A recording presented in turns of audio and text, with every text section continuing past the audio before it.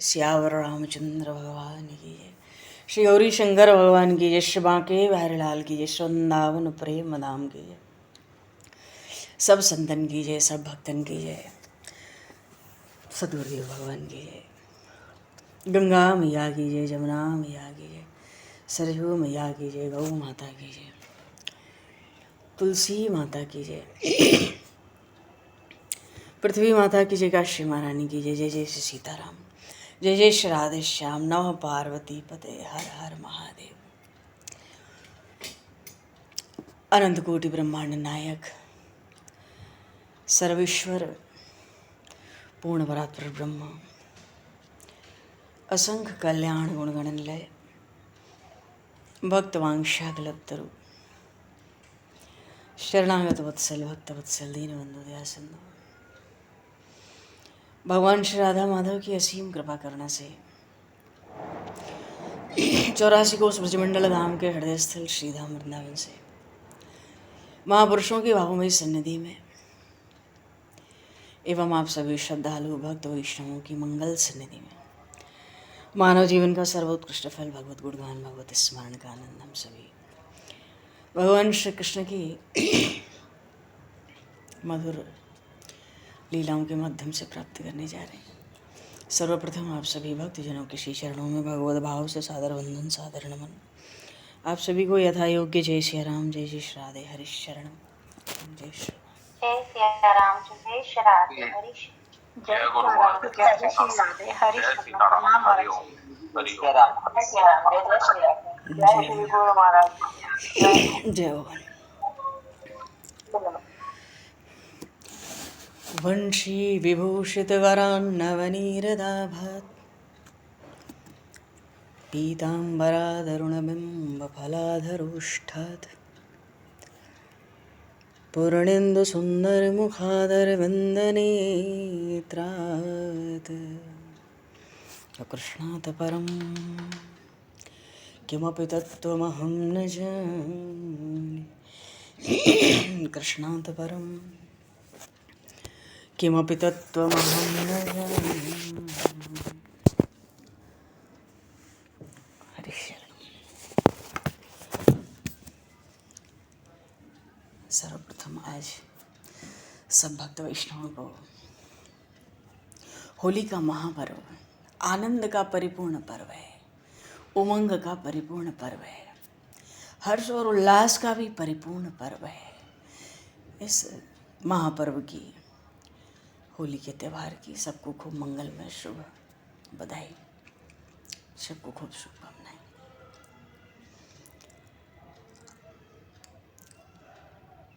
आज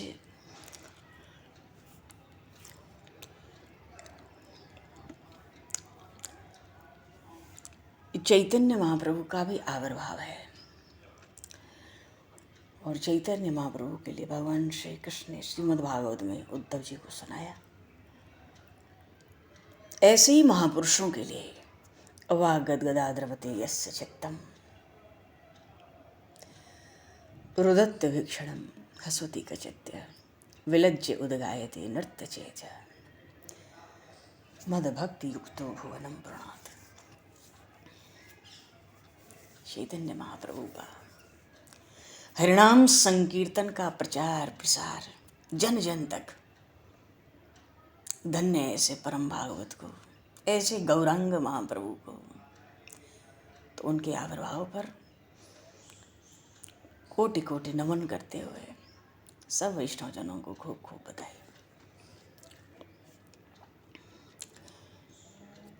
और आज तो ब्रज में तो जो हो रही है सो है, 40 दिन से चल रही है। चिर जीवे यह जोरी रे रसिया। ये तो नित्य दंपति हैं, गोलोक बिहारी गोलोक बिहारिणी जी। चिर जीवे यह जोरी रे रसिया। ये तो नित्य श्रीधाम वृंदावन तो भगवान श्री राधा कृष्ण की नित्य विहार भूमि है। ये रमण रेती नित्य धाम है, मानो भगवान श्री राधा कृष्ण का निज महल है। और पूर्व प्रसंग में तो प्रभु नंदनंदन श्याम सुंदर सबल सखा के निमंत्रण पर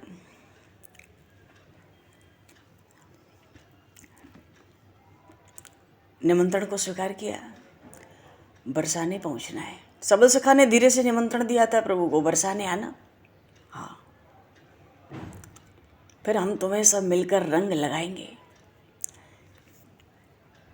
पूर्व प्रसंग में होलिका दहन संपन्न हुआ। व्रज वृंदावन में गोप बालकों ने होलिका का दहन किया, ढूंढा को जला दिया। हाँ, पर ये होलिका दहन का संदेश भी बड़ा विलक्षण ही होता है। भक्त शिरोमणि, दैत्य शिरोमणि प्रहलाद जी महाराज की भक्ति और परमात्मा के प्रेम की विजय का प्रतीक है होलिका दहन का पर्व।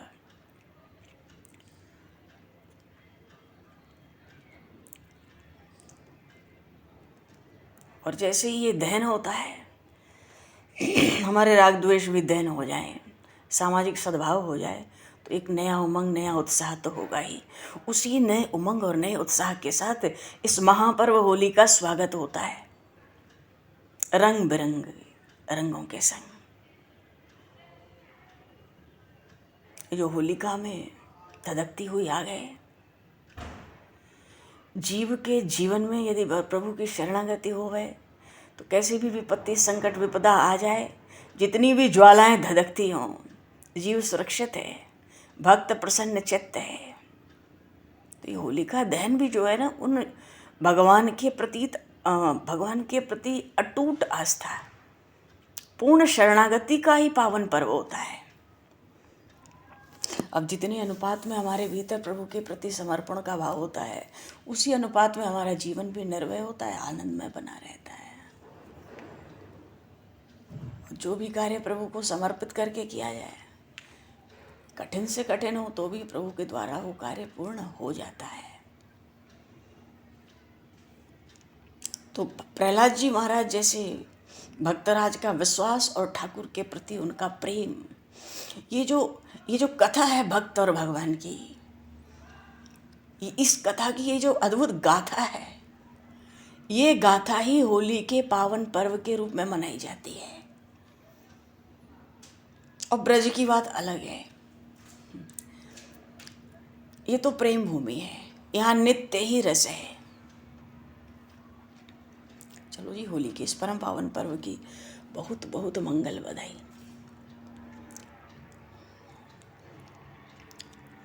प्रभु पहुंचे बरसाने, कहो तो रात को ही पहुंच गए थे एक बार तो, फिर अगले दिन तो जो होरी हुई उसका कोई हिसाब थोड़ा ही दिखता था। और वो आनंद मनाया ब्रजवासियों ने।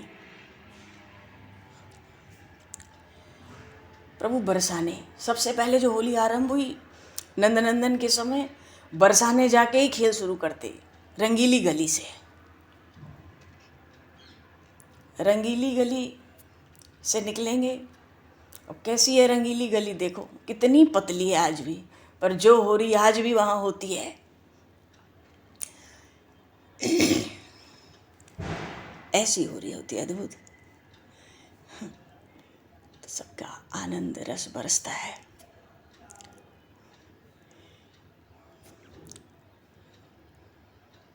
फाग खेलन बरसाने आए हैं नटवर नंद किशोर, फाग खेलन बरसाने आए हैं नटवर नंद किशोर, फाग खेलन बरसाने आए हैं जिन अब्र गुलाल उड़ाए हैं, मारत भर भर झोर, फाग खेलन बरसाने आए हैं, घेर लई सब गली रंगीली।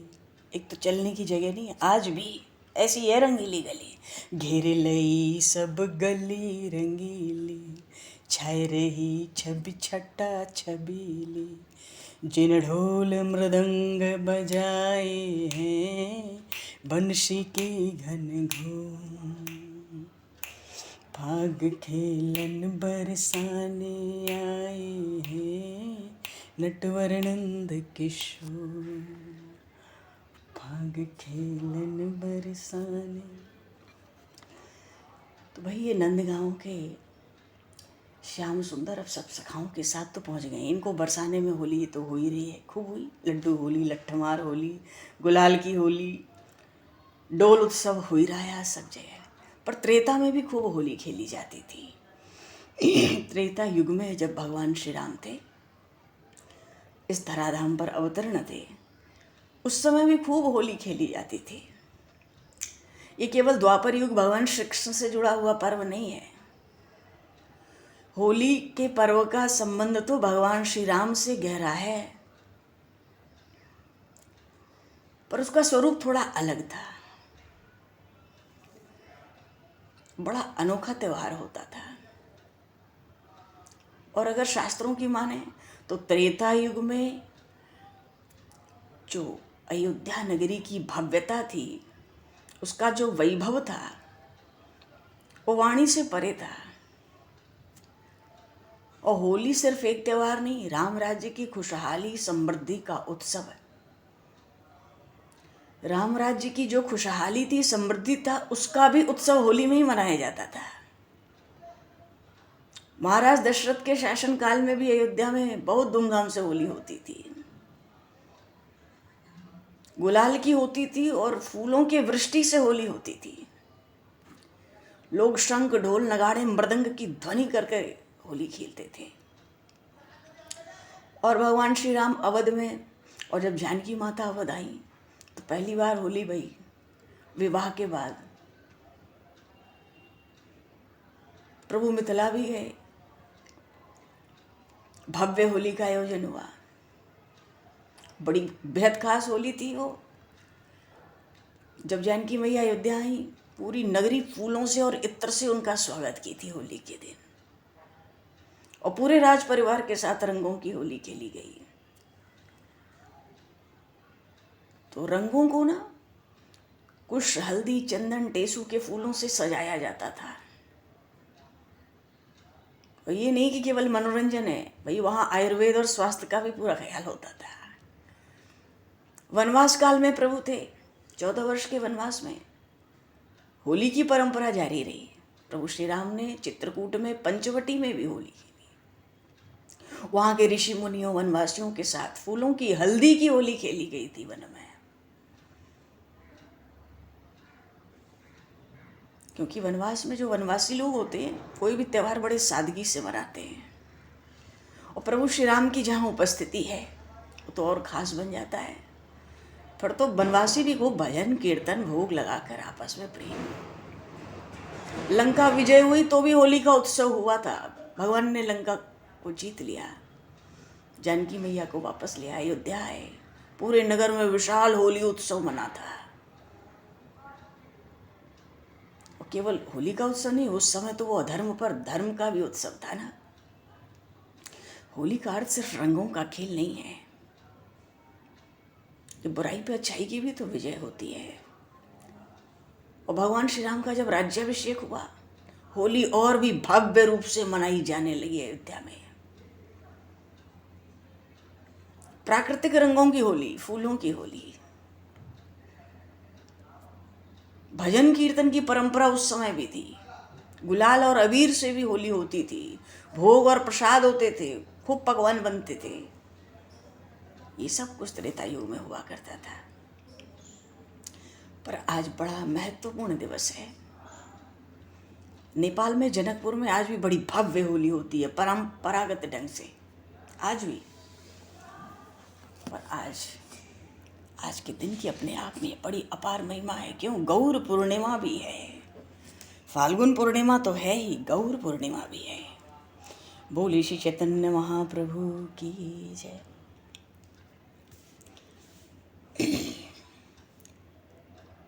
बंगाल के नवद्वीप में पंडित जगन्नाथ मिश्र के यहाँ विश्वंभर मिश्र के रूप में गौरांग महाप्रभु प्रकट हुए थे। नाम तो उनका विश्वंभर मिश्र था, पर बचपन से सब लोग उनको गौरांग बुलाते थे। भगवान श्री कृष्ण के अनन्य भक्त, गौड़ीय संप्रदाय के तो सब कुछ है। गौड़ीय संप्रदाय के लोग तो श्री राधा रानी का अवतार भी साक्षात इनको मानते हैं। बंगाल के वैष्णव आज भी इनको साक्षात पूर्ण ब्रह्म ही मानते हैं। जीवन के अंतिम 6 वर्ष राधा भाव में ही बीत गए, क्योंकि जो महाभाव श्रीमद् भागवत कहता है, साक्षी है, जो महाभाव श्री राधा रानी के भीतर प्रकट होते थे वही महाभाव चैतन्य महाप्रभु में प्रकट हुए। द्वापर में वो महाभाव ललिता विशाखा आदि सखियों के बीच भी कभी प्रकट नहीं हुए, वो चैतन्य महाप्रभु में प्रकट होते थे।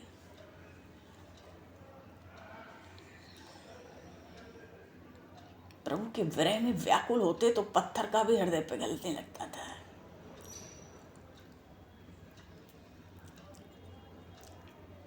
और कितने नास्तिकों को, भगवत विमुखों को उन्होंने अनन्य भक्त बनाया प्रभु का। तो इनके जीवन का, अवतार का प्रधान उद्देश्य ही था भगवत भक्ति और भगवान नाम का प्रचार।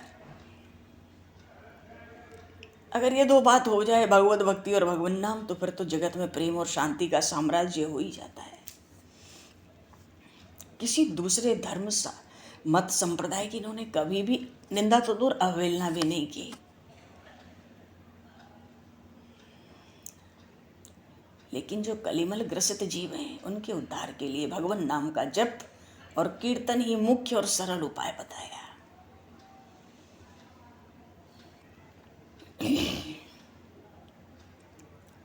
और एक बार गोदावरी नदी के तट पर जब इन्हीं के शिष्य थे राय रामानंद, बड़ा विलक्षण संवाद हो रहा था, तो किसी स्थान पे चैतन्य महाप्रभु ने उनसे कहा, राधा भाव को सबसे ऊंचा भाव बताया।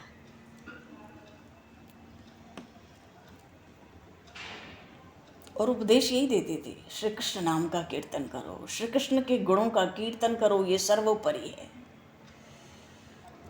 इसकी तुलना में और कोई साधन नहीं ठहर सकता। चित्त के दर्पण को स्वच्छ कर देता है, संसार की आग भीतर ही बुझा देता है,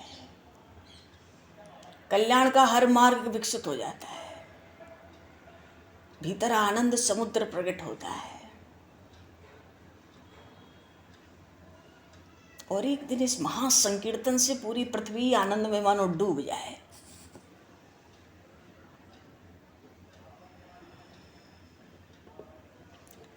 नाम नाम कार्य बहुधा विजय सर्व शक्ति। नाम की महिमा तो इतनी गाई चैतन्य महाप्रभु ने। कहते हैं, हे भगवान, आपने अपने अनेकों नाम प्रकट करके उनमें अपनी संपूर्ण भागवती शक्ति डाल दी, और उन अनेक नामों को आपने, हे प्रभु, अपने समान सर्वशक्तिमान बना दिया। उनका स्मरण करने का कोई समय विशेष भी निर्धारित नहीं किया। हम जब चाहें तभी उनको याद कर सकते हैं। हे प्रभु, आपकी तो इतनी कृपा है, पर मेरा दुर्भाग्य भी इतना प्रबल है कि आपके नाम स्मरण में रुचि नहीं होती, प्रतीति नहीं होती, प्रीति नहीं होती। चैतन्य महाप्रभु में बड़ा भारी दैन्य था। वो तो कहते थे, भक्ति का आधार क्या है? तृणादपि सुनीचेन तरोरिव सहिष्णुमना अमानेना अमान देन कीर्तनीय सदा हरि। कीर्तन करना कैसे है? भगवान का कीर्तन कैसे होना चाहिए? चैतन्य महाप्रभु उसका स्वरूप बताते हैं।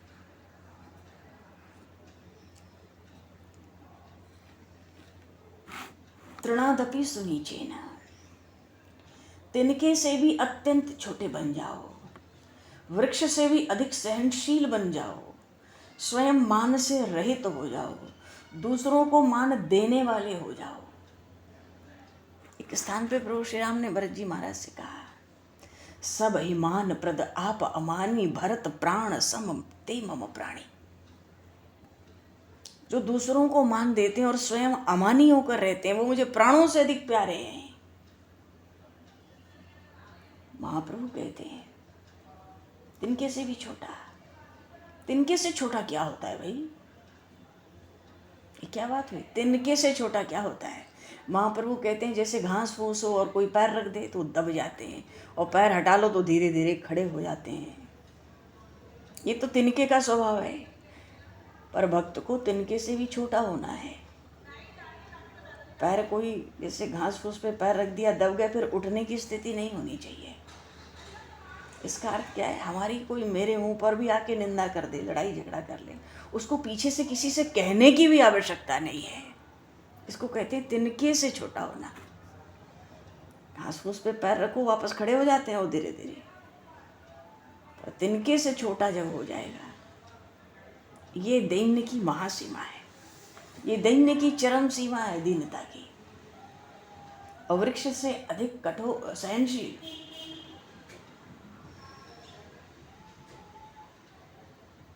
तो कहते हैं हे जगदीश्वर, मुझे न धन चाहिए, न बल चाहिए, न जनबल चाहिए, न सुंदर स्त्री चाहिए, न कोई कवित्व की शक्ति चाहिए, न सर्वज्ञ होने की कोई शक्ति चाहिए। अपना तो जन्म जन्मांतर में आप परमेश्वर के चरणों में अहेतु की भक्ति हो, अकारण प्रीति बनी रहे, बस ऐसा। चैतन्य महाप्रभु का चरित्र और कविराज गोस्वामी श्री कृष्णदास जी महाराज ने जो चैतन्य चरितामृतम ग्रंथ लिखा है,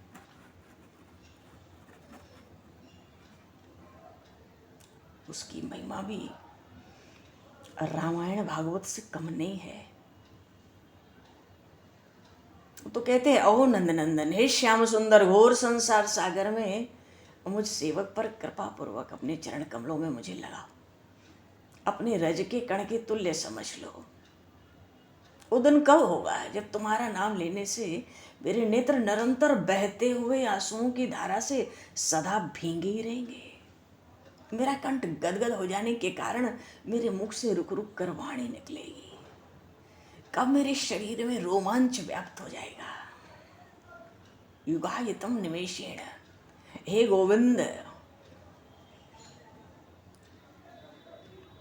कभी कभी कहते हैं कि हे गोविंद, तेरे विरह में एक एक पल युग युग के समान बीत रहा है। नेत्रों में वर्षा ऋतु छा गई है, सारा संसार सूना हो चुका है।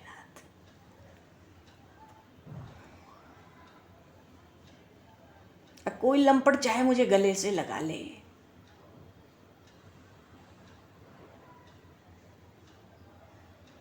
या कोई मुझे अपने चरणों के नीचे कुचल डाले, पीस डाले,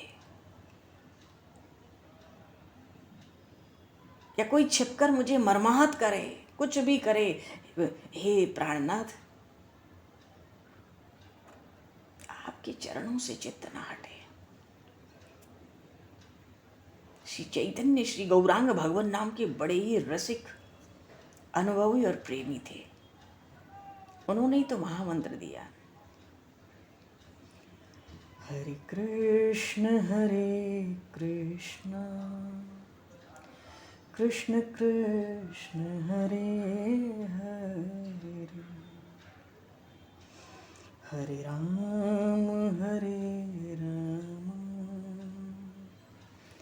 राम राम हरे हरे, हरे कृष्ण कृष्ण कृष्ण हरे हरे, हरे राम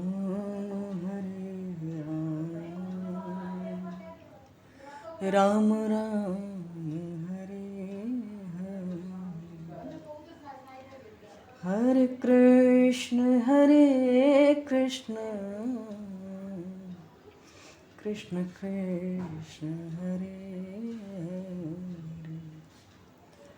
हरे, हरे राम राम राम हरे हरे।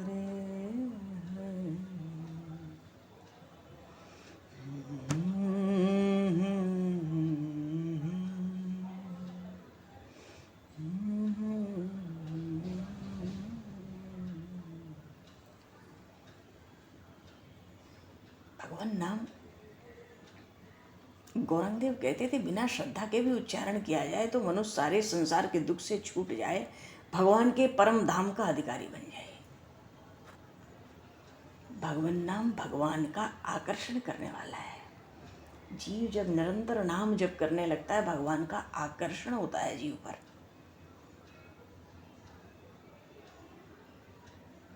पर महाप्रभु कहते हैं भक्तों को भगवान नाम के उच्चारण के साथ जो दैवी संपत्ति है उनका भी अर्जन करना चाहिए। मानो दया हो, अहिंसा हो, मत्सर शून्यता बहुत आवश्यक है, सत्य हो, समता हो, उदारता हो, शौच हो, अनासक्ति, परोपकार, समता, निष्कामता, युक्ताहार विहार, चित्त की स्थिरता, गंभीरता, धैर्य, तेज। चैतन्य महाप्रभु ने आचरण की पवित्रता पर बहुत जोर दिया।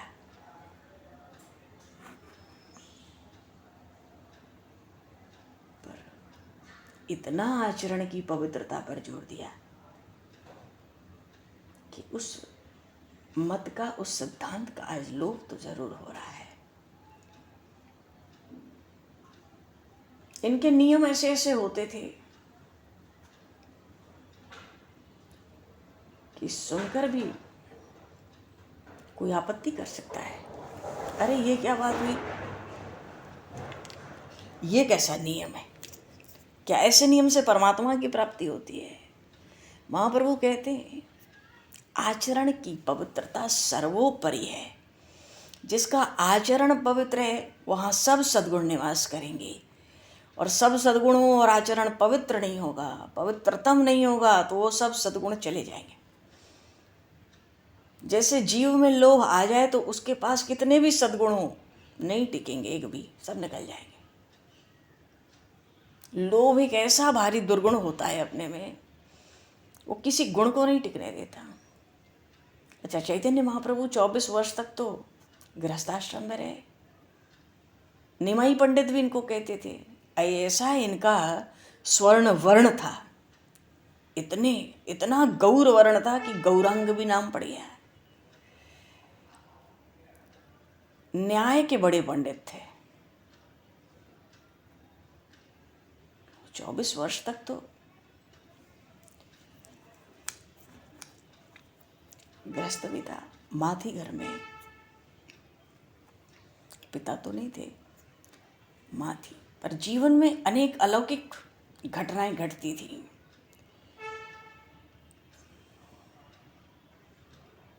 जो मनुष्य के लिए, प्राय किसी मनुष्य के लिए संभव नहीं है। ऐसी घटनाएं जिनसे ईश्वरत्व प्रकट होता था, मानो साक्षात परमात्मा ही है। ऐसी बहुत सी घटनाएं अभी तो चैतन्य महाप्रभु का केवल हम लोग स्मरण करना चाह रहे हैं।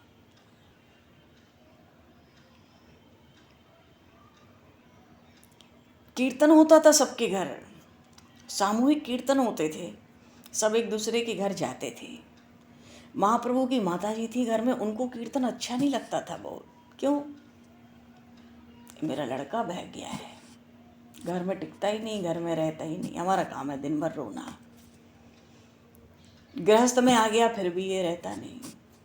न जाने ये इतने कीर्तनिया कहाँ से इकट्ठे हो गए। तो सबके घरों में जा जा के कीर्तन होता। कितने तो कहते ये रात भर सोने नहीं देते हैं, बड़ा शोरगुल करते हैं। और चैतन्य महाप्रभु का जो परिकर था, नित्य ही जागरण हुआ करता था, नित्य जागरण। अद्वैत प्रभु इनके परिकर में थे, कीर्तन में वहाँ पर चैतन्य महाप्रभु ने अपना विश्व स्वरूप का दर्शन कराया। विश्व रूप नित्यानंद दास जी महाराज को, नित्यानंद प्रभु को एक बार शंख, चक्र, गदा, पद्म, शारंग, धनुष, मुरली सब कुछ धारण करके नारायण के रूप में दर्शन दिया था। दूसरी बार दोनों हाथों में मुरली ले ली, दो हाथों में शंख चक्र, चतुर्भुज रूप में। तीसरी बार श्री कृष्ण के रूप में दर्शन।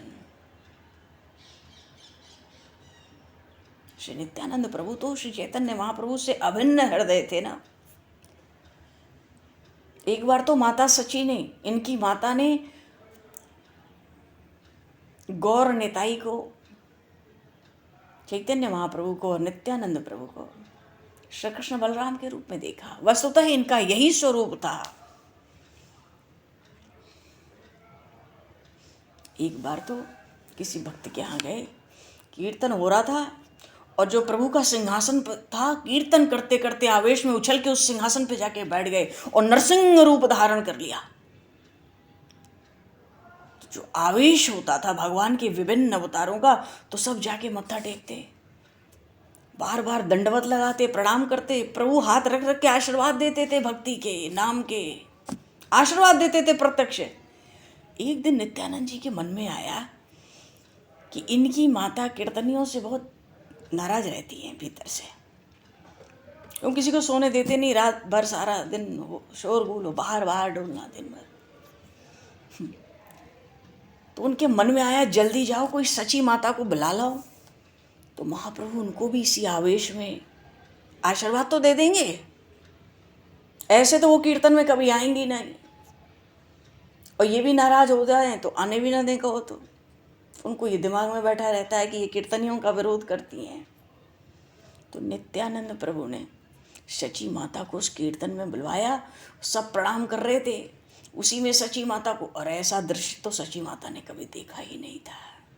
उनका पुत्र एकदम नरसिंह रूप में, बोले श्री चैतन्य महाप्रभु की जय। वैसे ही मुद्रा, वैसे ही सिंहनाद गर्जना करते थे, जैसा अवतार ले लेते थे, जैसा आवेश आ जाता था।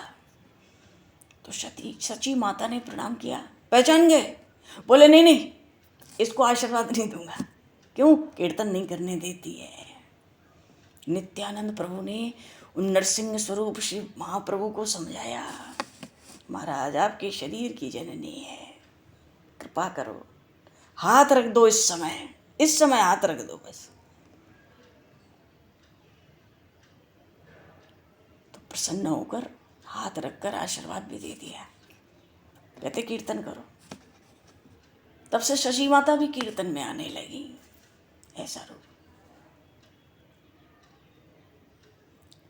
राय रामानंद के यहाँ कीर्तन होने लगा, ऐसा स्वरूप प्रकट हुआ, वो संभाल ही नहीं सके, मूर्छित होके गिर गए। कभी कभी बंद कमरों में कुछ होता, फिर बाहर निकल आते। अरे चैतन्य महाप्रभु भाव के आवेश में आते तो शरीर के जोड़ भी खुल जाते थे, जो जॉइंट्स होते हैं ना सब खुल जाते थे,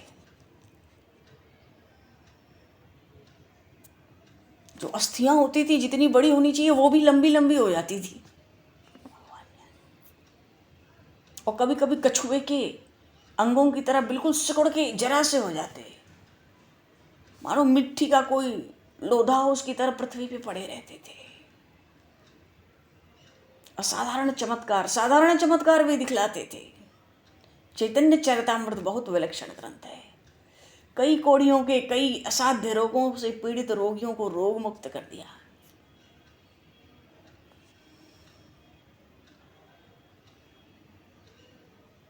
और एक बार श्री नित्यानंद प्रभु के गांव पहुंचे, किसी बात पे शहद की आवश्यकता हुई, पास में सरोवर था, सारे जल को ही शहद के रूप में पलट दिया। वो तालाब आज भी मधु पुष्पकारिणी के नाम से विख्यात है। दिन रात बंगाल की धरती से चैतन्य महाप्रभु के जो परिकर हैं, अनुयायी हैं, हरि बोल हरि बोल हरि बोल की ध्वनि करते रहते हैं। हरि बोल हरि बोल हरि बोल हरि बोल हरि बोल हरि बोल हरि बोल हरि बोल हरि बोल हरि बोल हरि बोल हरि बोल हरि बोल हरि बोल हरि बोल।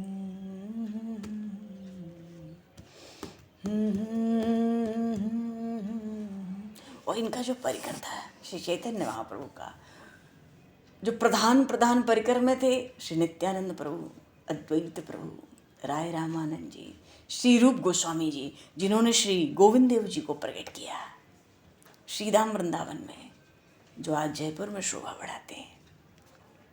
श्री सनातन गोस्वामी जी इनके मुख्य परिकरों में एक थे, जिन्होंने श्री ठाकुर श्री मदन मोहन जी को श्रीधाम वृंदावन में प्रकट किया, बिल्कुल बिहारी जी के बगल में।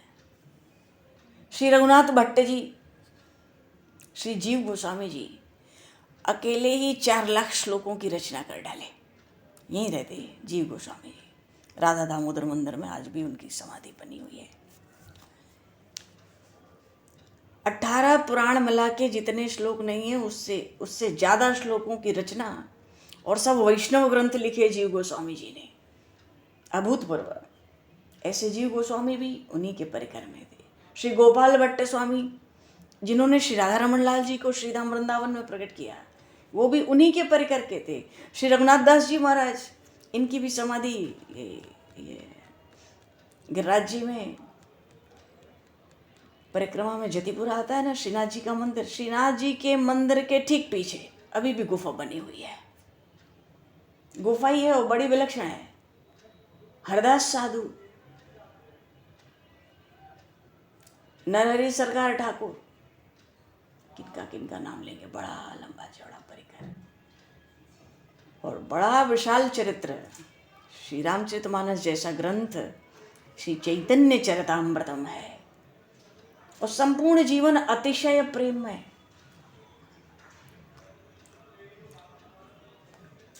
गौरांग देव, श्री चैतन्य चरितामृत, इनके ऊपर श्री चैतन्य भागवत भी लिखा हुआ है और श्री चैतन्य चरितावली भी है।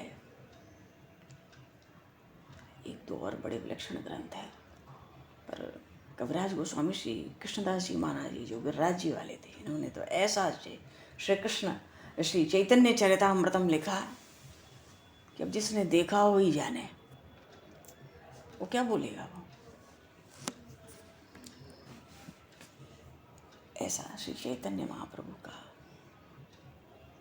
ऐसा क्या कुछ इतना अपार चरित्र है, इतनी बड़ी भारी महिमा है, तो साक्षात अवतार ही है। गौर निताई तो साक्षात श्री कृष्ण बलराम के अवतार हैं गौड़ीय संप्रदाय में। 24 वर्ष गृहस्थ में, 24 वर्ष संन्यास में, उसमें भी कहते हैं पीछे के 6 वर्ष 12 वर्ष तो केवल राधा भाव से भावित, और कुछ कोई बुला नहीं सकता है। कुछ कहने सुनने की स्थिति में थोड़े रहते थे। बस उनके शरीर की अंतिम 6 वर्ष में तो केवल शरीर की रक्षा की जाती थी परिकरों के द्वारा, कि बस इनके शरीर को कैसे रखा जाए। ये तो अगर इनको 2 क्षण के लिए भी छोड़ा जाए तो न जाने कहाँ शरीर को किस रूप में नष्ट कर दें, किस आवेश में आके कब कहाँ पड़े रहेंगे। इन महावैष्णवों को ऐसे महाप्रभु का शरीर तो चाहिए, तभी तो कीर्तन होगा, भजन होगा, नाम होगा। उनके उपदेशों को श्रवण करते।